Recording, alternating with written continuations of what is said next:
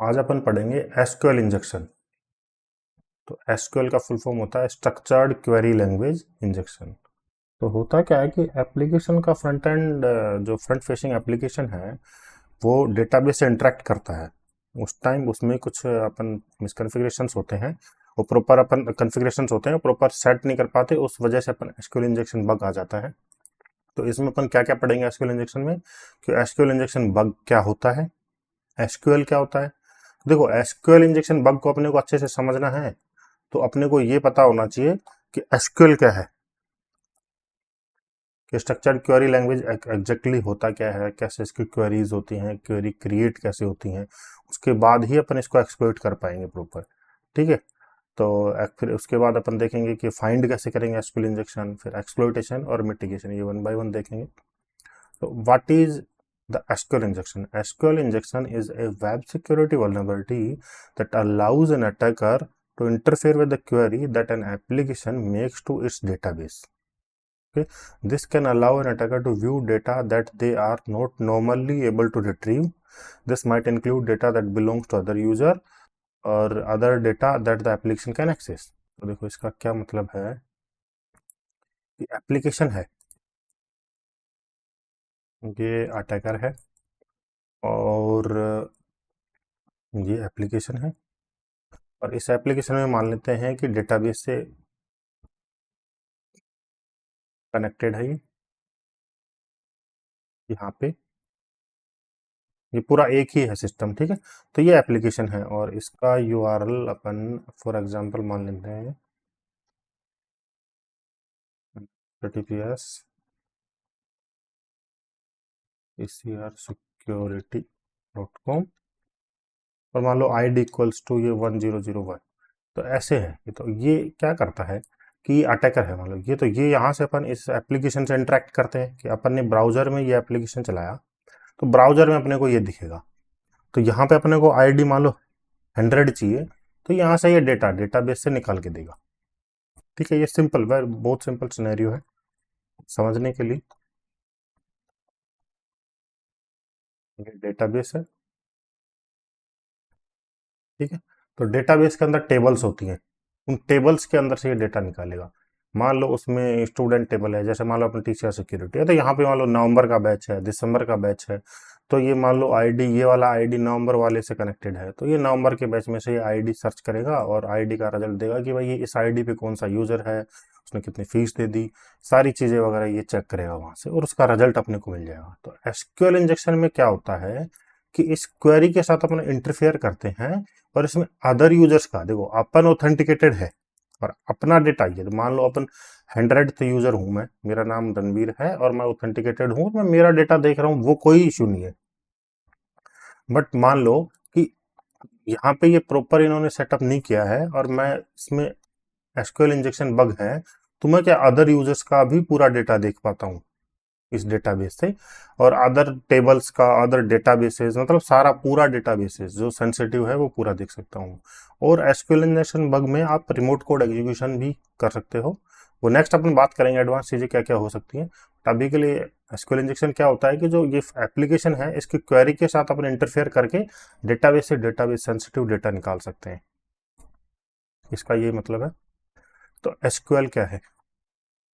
तो in this module we will analyze the major relational database management system. तो देखो, SQL injection bug होता है वो रिलेशनल डेटाबेसेस में ही होता है, और नॉन रिलेशनल होता है उनमें होता है no SQL. No SQL bug जो आपने पढ़ा हुआ ना, नो एसक्यूएल, तो वो होता है नो एसक्यूएल। तो रिलेशनल और नॉन रिलेशनल में क्या फर्क होता है कि रिलेशनल वाले में तो रो और कॉलम में एक फॉर्मेट होता है और उसमें डेटा होता है, और नॉन रिलेशनल डेटाबेसेस में क्या होता है कि उनमें डॉक्यूमेंट में डेटा होता है, एक डॉक्यूमेंट में हो सकता है, ग्राफ में हो सकता है। ठीक है। और इसमें होता है कि रो और कॉलम में जैसे सीट बनी हुई होती है, जैसे आपको दिखाएंगे अभी। तो मोस्ट ऑफ द टाइम आपको ये दिखेंगे माई एसक्यूएल, एसक्यूएल सर्वर और ओरेकल। तो इसमें से जो माई एसक्यूएल है ये ओपन सोर्स है, फ्री है, और इसको कोई भी यूज कर सकता है, इसलिए मोस्ट ऑफ द टाइम आपको माई एसक्यूएल मिलेगा। तो माई एसक्यूएल में जो माई एसक्यूएल को अभी के ओरेकल ने एक्वायर कर लिया है, तो इसमें अब मारियाडीबी आने लग गया है। ठीक है। तो वो माई एसक्यूएल का ही है पार्ट, ऐसे मान लो कि माई एसक्यूएल ही समझो उसको, मारियाडीबी को। तो मारियाडीबी है एसक्यूएल सर्वर है, ये माइक्रोसॉफ्ट का है, तो ये पैसे में आता है, ये फ्री नहीं है। ओरेकल ये भी फ्री नहीं है, ठीक है। माइस्क्यूएल फ्री है, ओपन सोर्स। जैसे ओपन सोर्स टूल आपने पढ़ा होगा कि ओपन सोर्स होता है, तो ओपन सोर्स का मतलब ये होता है कि फ्री होता है और उसमें कम्युनिटी काम करती है, उस पर कम्युनिटी अपडेट करती है, कम्युनिटी उसमें मतलब कुछ चीज़ें चेंजेस करने हैं, तो पूरी एक उनकी कम्युनिटी टाइप होती है, तो वो सब मिलके उस पर काम करते हैं, ठीक है। तो ये ओपन सोर्स है। तो एसक्यूएल में क्या होता है, देखो एसक्यूएल में पहले तो जैसे ये है माइस्क्यूएल, तो टॉप ऑफ द लाइन ये एप्लीकेशन है, देखो एप्लीकेशन है, फिर उसके अंदर होता है डेटाबेस, ठीक है। तो ये है, तो ये एक एप्लीकेशन है, मान लो ये एप्लीकेशन है, मान लो मारिया डीबी है ये, ठीक है। तो ये मारिया डीबी का एप्लीकेशन इन्होंने यूज करा है, तो उसके अंदर होंगे डेटाबेसेस, ठीक है। और डेटाबेसेस के नाम हो गए, मान लो अपन ने डेटाबेसेस एक तो है नवंबर बैच है, नहीं इसको डेटाबेस नहीं मानेंगे अपन, चलो ये टेबल्स मानते हैं। डेटाबेस अपन अभी देखेंगे, दिसंबर बैच, तो ये टेबल्स है। और डेटाबेस अपन मान लो एक डेटाबेस है वहां पे, बग हंटिंग स्टूडेंट्स, ठीक है। ये एक डेटाबेस बनाया मैंने, देखो ये तो एक एप्लीकेशन है, सर्वर है, तो ये डेटाबेस का सर्वर है, और इसमें ये मैंने एक डेटाबेस बनाया और उसमें ये टेबल्स बनाई। तो ये बेसिकली जो ये क्वेरी है ना, ये टेबल्स से डेटा फेच करती है, ठीक है। यहाँ से फैच करेगी, मान लो दिसंबर वाले से फैच कर रही है, नवंबर वाले बैच कर रही है, और बैच है उन बैचेस से कर रही है, मान लो काफ़ी सारे। तो ये मैंने सिंपल सा एक स्ट्रक्चर बनाया है कि तो ये डेटाबेस है, और डेटाबेस के अंदर टेबल्स होती हैं, ये आपको मैं अभी दिखाऊंगा कि एग्जैक्टली कैसे दिखती हैं चीज़ें, ठीक है। तो ये है ऐसे, ठीक है। तो सबसे लास्ट में होता है टेबल्स, और टेबल्स के अंदर डेटा होता है एग्जैक्टली, टेबल्स में पूरा डेटा होता है। तो ये एक टेबल है, मान लो कस्टमर टेबल है, कस्टमर्स। तो ये जैसे अपना स्टूडेंट टेबल था ना, ये नवंबर बैच और दिसंबर बैच का टेबल था, तो ये एक मान लो कस्टमर का टेबल है, customers.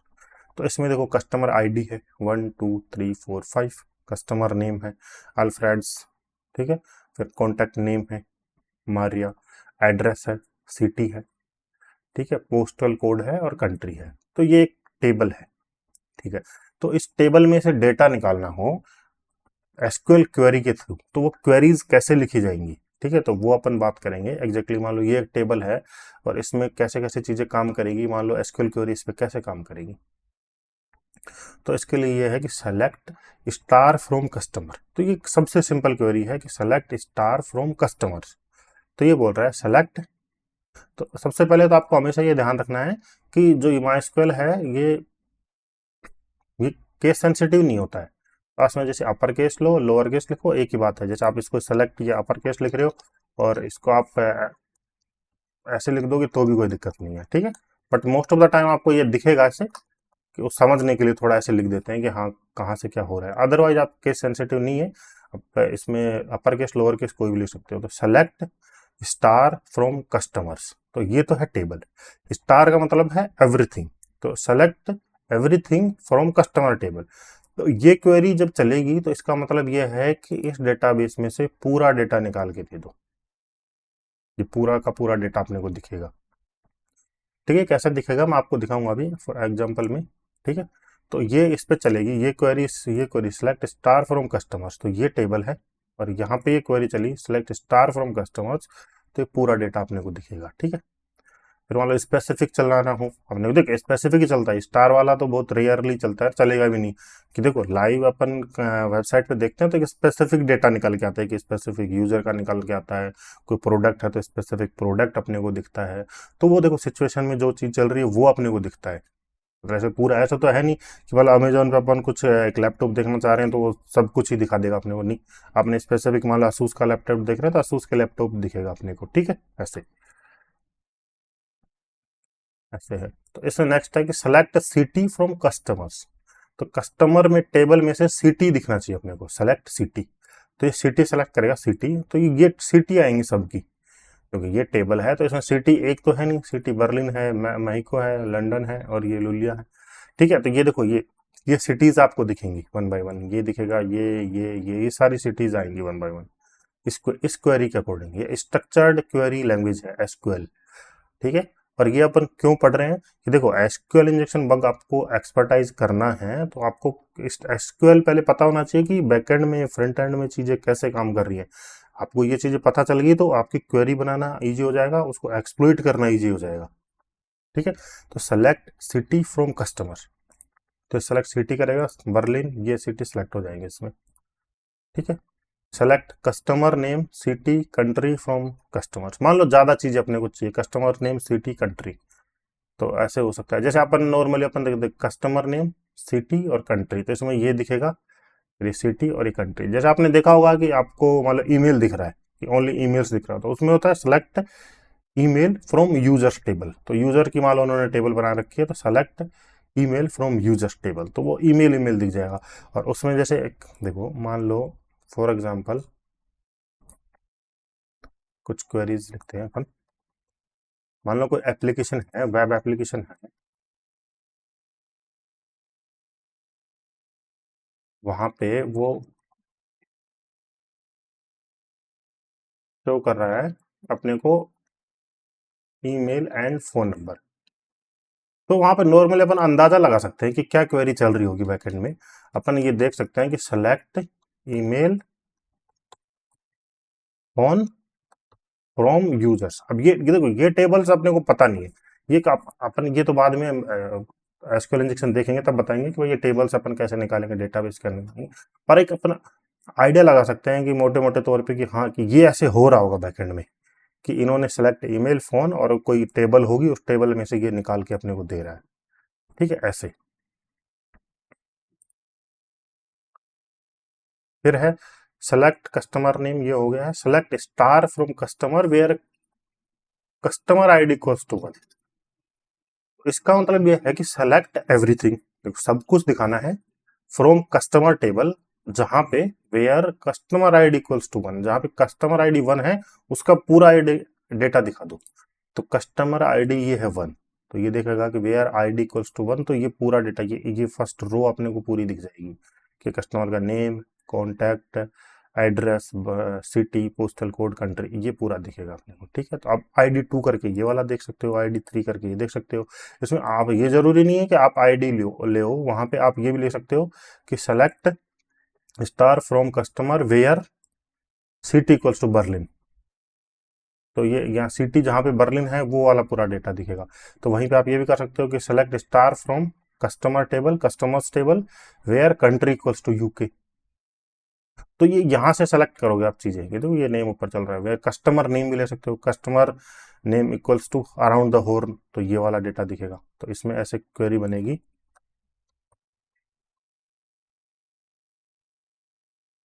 Select star from customers where क्या है कस्टमर नेम ही है ना, customer name around the horn, तो इसको ऐसे लिखेंगे अपन where customer name equals to around the horn. तो ये नाम का आपको ध्यान रखना है कि नाम एक्यूरेट ही लिखना है, इसमें आपको पूरा थोड़ा ध्यान रखना पड़ता है। क्या नाम है, अराउंड अराउंड द होर्न। ठीक है। तो इससे क्या करेगा कि ये वो सारा डेटा दिखेगा जहां कस्टमर का नेम ये है, तो ये पूरा डेटा, तो ये आप किसी भी के लिए भी लिख सकते हो ऐसे, जैसे आप लिख सकते हो कि country country equals to UK, तो ये भी आप कर सकते हो यहाँ पे कि मान लो आपने किया कंट्री और कंट्री इक्वल्स टू यूके, तो जिस भी कस्टमर की कंट्री यूके होगी वो दिखेगा। तो यहाँ पे बट ये भी है, आपको ऐसा नहीं है कि कंट्री इसकी यूके है तो ये दिखेगा, मान लो इस बंदे की भी यूके होगी तो ये दो दिखेंगे फिर, जैसे ये मैक्सिको है तो मैंने कर लिया where country equals to Mexico,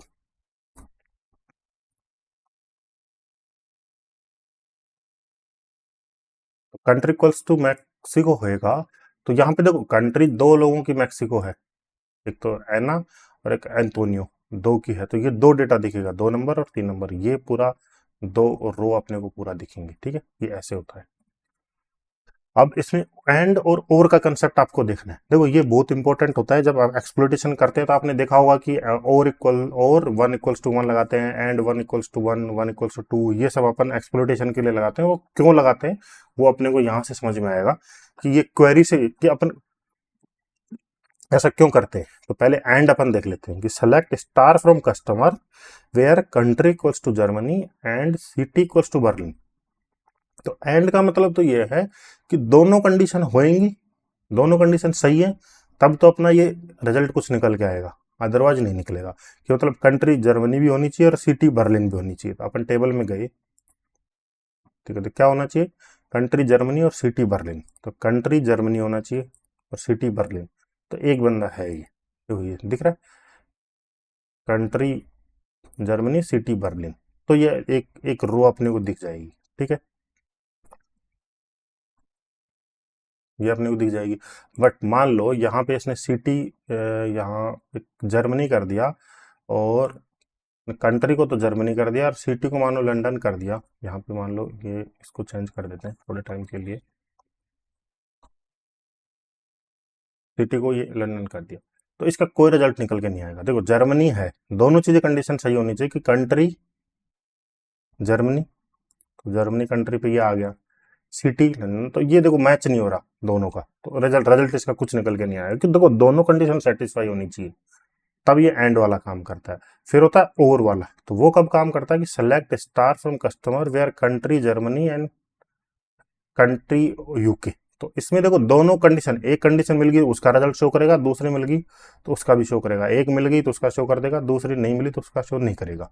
तो मतलब ये कोई भी एक कंडीशन सेटिस्फाई होगी तो ये चल जाएगा, अपने को रिजल्ट मिल जाएगा। जैसे ये अभी ये शो कर रहा है कि कंट्री जर्मनी और कंट्री यूके, और तो इसमें दोनों चीजें शो करेगा कि कंट्री जर्मनी तो ये वाली लाइन शो हो जाएगी और कंट्री यूके ये वाली।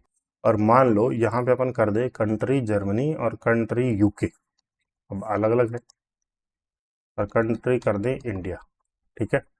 तो कंट्री जर्मनी तो इसमें है, तो ये वाली लाइन अपने को, अरे भाई, तो ये वाली लाइन अपने को दिखेगी और इंडिया वाली नहीं है तो वो नहीं दिखेगी, तो ओनली वन लाइन दिखेगी।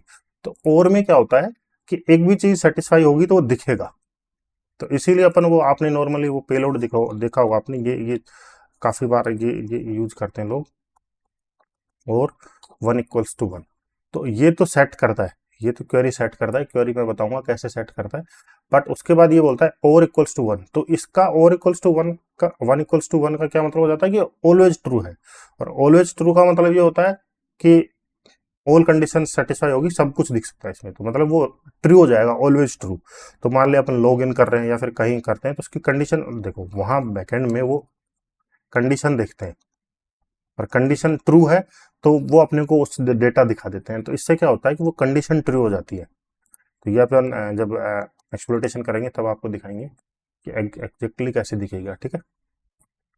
तो ये डिफरेंस होता है एंड और में। एंड में दोनों कंडीशन सही होनी चाहिए तब तो दिखेगा, नहीं अदरवाइज नहीं दिखेगा। और में एक भी चल गया तो भी ठीक है, दोनों चलेगा तो भी ठीक है। फिर है ऑर्डर बाई। देखो अपने को चीजों को मैनेज करना है, मतलब नेम वाइज करना है, आईडी वाइज करना है, तो उसमें यूज करते हैं ऑर्डर बाय। कि select star from customers order by country. तो करेगा सेलेक्ट स्टार, और सब कुछ सेलेक्ट कर लो पर ऑर्डर बाय कंट्री कर दो। तो ये नेम वाइज करेगा कि सबसे पहले नेम क्या आना चाहिए, तो इसमें देखो जी आना चाहिए, तो ये नेम वाइज जैसे ABCD वाइज करते हैं ना अपन अल्फाबेटिकली ऑर्डर, तो अल्फाबेटिकली सेट कर लेगा कि भाई पहले क्या आएगा बाद में क्या, उस हिसाब से इसको ऑर्डर कर देगा, ठीक है। एक 1 2 3 के हिसाब से नहीं चलेगा। फिर ये ऑर्डर बाय मान लो इसके हिसाब से कर दिया तो ये ए के हिसाब से चलेगा, फिर बी ऐसे आएगा। तो ये ऑर्डर बाय अल्फाबेटिकली देखेगा चीजों को, ठीक है, उस हिसाब से ही चलेगा। फिर है select city from customers union select user from admins. मान लो अपने पास दो टेबल है, तो एक तो ये कस्टमर टेबल है और एक मान लो अपने पास दूसरे टेबल है यूजर्स। ये तो कस्टमर है मान ले अपनों अपने, और एक यूजर्स हो रहा है अपने पास, और दोनों के डेटा अपने को एक साथ देखने हैं, तो उसके लिए करते हैं यूनियन। तो उससे ये क्या करेगा कि कस्टमर वाले डेटा अपने को पूरा दिखा देगा, और इस ये मान लो एडमिन्स है तो कुछ एडमिन्स डेटा है, तो इसको एडमिन्स कोई भी टेबल हो, या एडमिन्स की कोई टेबल है और वहां पे डेटा है, तो ये दोनों को कंबाइन करके डेटा अपने को दिखा देगा। ठीक है। और इस क्वेरीज के बारे में जैसे आप और थोड़ा देखना चाहते हो, ये पोर्टसुगर की चीट शीट है, ये काफ़ी अच्छी है। एसक्यूएल इंजेक्शन, ये पोर्टसुगर चीट शीट ये रही। तो यहाँ पे भी आप देख सकते हो। तो इसमें देखो अलग अलग डेटाबेस की थोड़ी सी क्वेरी थोड़ी अलग होती है, बट देखो बेसिक स्ट्रक्चर से आप इससे समझ सकते हो। देखो स्ट्रक्चर बेसिक यही होता है। बाकी देखो ये मैंने अभी आपको माइस्क्यूएल वाली क्वेरीज बताई हैं, बाकी एसक्यूएल सर्वर और ओरेकल की थोड़ी सी अलग होती है, बट आप इनको एक दो बार प्रैक्टिस करोगे तो आपको ये समझ में आ जाएंगी। क्योंकि देखो ये है कि ओरेकल की ये होता है, बट ये पर आपको थोड़ी मिलती जुलती है। देखो सेलेक्ट केस वहन ये, ठीक है, माइस्क्यूएल की सेलेक्ट इफ ये, तो ऐसे चलते हैं क्वेरी। ये ओरेकल की है, तो ये आप एक्सप्लोटेशन में यूज कर सकते हो। ये ज़्यादा क्वेरी नहीं है, बट ये काफ़ी इंपॉर्टेंट है। इनको अपन जब एक्सप्लोटेशन करेंगे तब देखेंगे। तो ये दो चीज़ यहाँ पे ध्यान रखना है, तो एक्सएसएस की चीट शीट और एसक्यूएल इंजेक्शन की चीट शीट बेस्ट है पोर्टसुगर की।